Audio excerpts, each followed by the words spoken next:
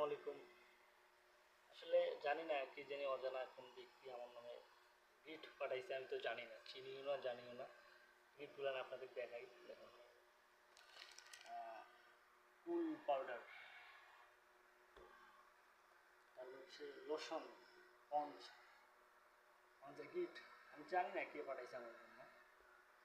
তারপর হচ্ছে টিস্যু, মুখে ইউজ করার জন্য।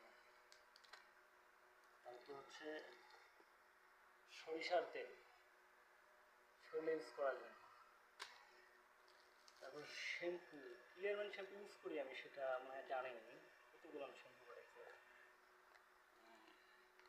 তারপর হচ্ছে এই যে অনেকগুলো আমি শ্যাম্পু করেছি আমার জন্য।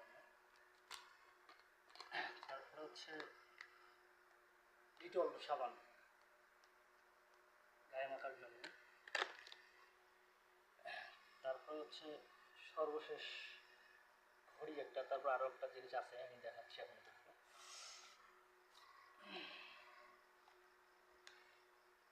ঘড়ির অবশ্য কার্ড, ওয়ারেন্টি কার্ড টার্ড আছে। ব্যাটারি যদি শেষ হয়ে যায় ব্যাটারি লাগানো যাবে। গোলাপ ফুল একটা।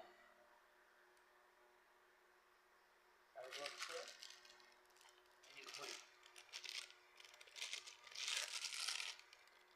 ঘড়ি পাঠাইছে আমার জন্য।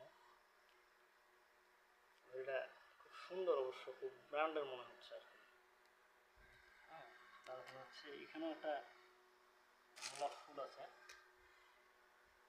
জানি না কে গিফটটা পাঠাইছে আমার জন্য, আমি আসলেই জানি না। গত